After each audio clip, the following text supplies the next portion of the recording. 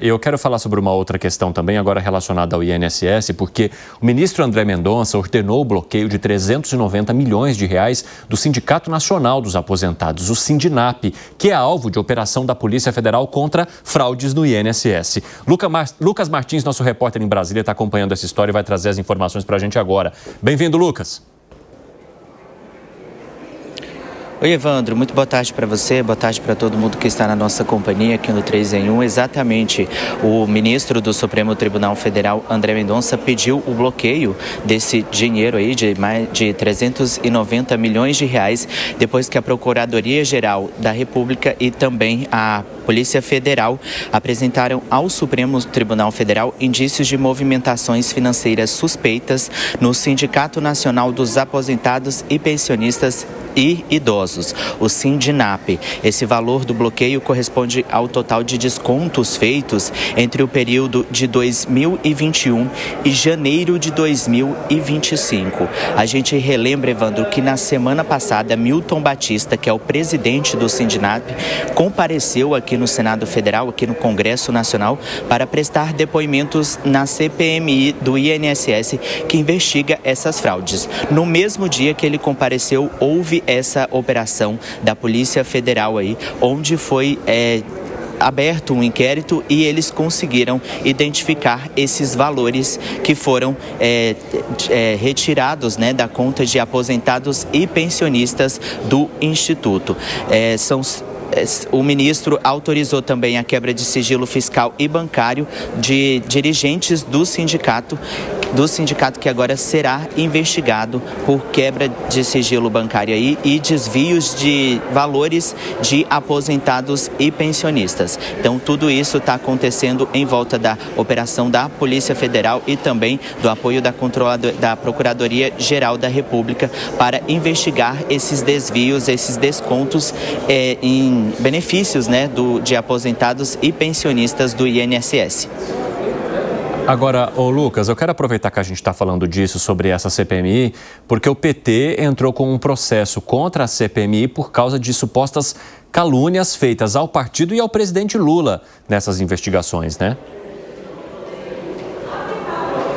Exatamente, Evandro. Olha só, são 5 ações, de acordo com dirigentes do PT que a gente conversou, são 5 ações contra parlamentares de oposição que se manifestaram aí contra o PT e também contra o presidente Lula. Essas ofensas teriam acontecido aí durante a própria CPMI. E agora o PT, o Partido dos Trabalhadores, resolveu entrar com essa ação pedindo uma indenização de 30 mil a parlamentares para o partido e também em relação às ofensas feitas ao presidente Lula. Volto com você, Evandro. Obrigado pelas informações, viu, Lucas? Um abraço para você. Piperno, vamos analisar um pouquinho, então, essa situação envolvendo o Sindinap, que é um dos principais sindicatos do país.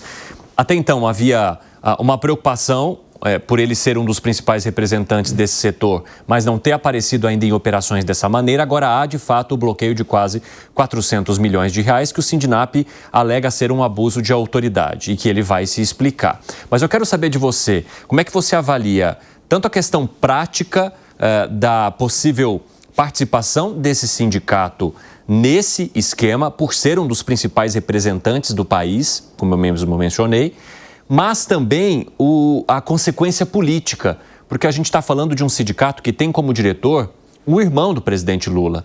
Então, de que maneira que isso vai ser administrado agora e utilizado também como recurso para a investigação nessa CPMI? Bom, primeiro que eu não entendo como é que uma entidade como essa possa ter quase 400 milhões de reais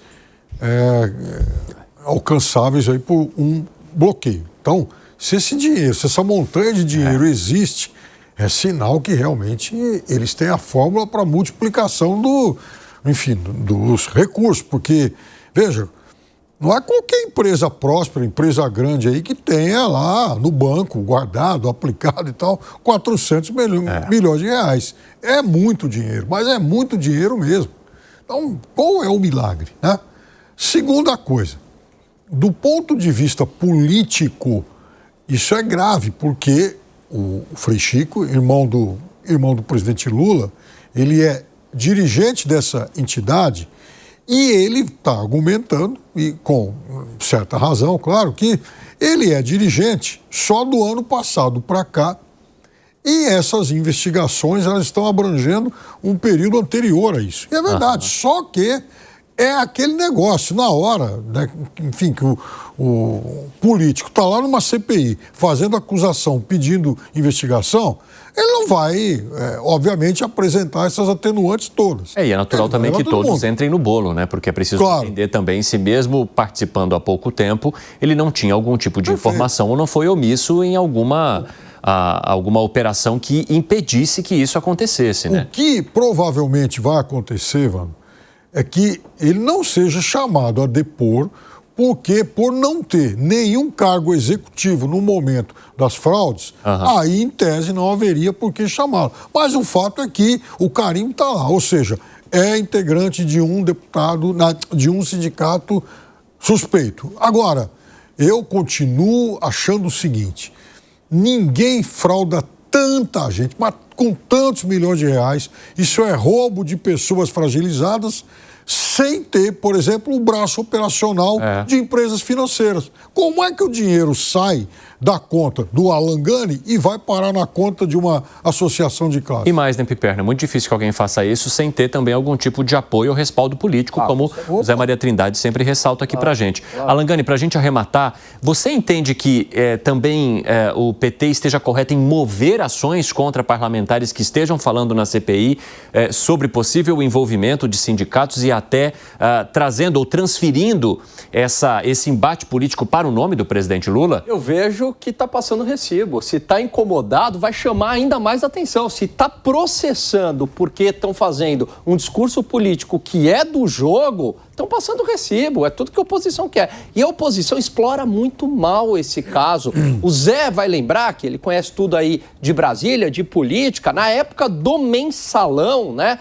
Como a oposição batia. E eu lembro que na época, Zé, o discurso era bater, sangrar, mas sem derrubar. Mas batia muito duro. É muito diferente do que ocorre hoje. A oposição está aí com a bola quicando e não faz nada, né? Para explorar politicamente, porque independentemente se o governo é culpado ou não, mas a corrupção aparece no governo de turno. E é natural que a população faça essa associação, até porque envolve sindicatos, e sindicatos estão muito ligados aos partidos de esquerda. Portanto, Evandro, a oposição explora muito mal esse caso.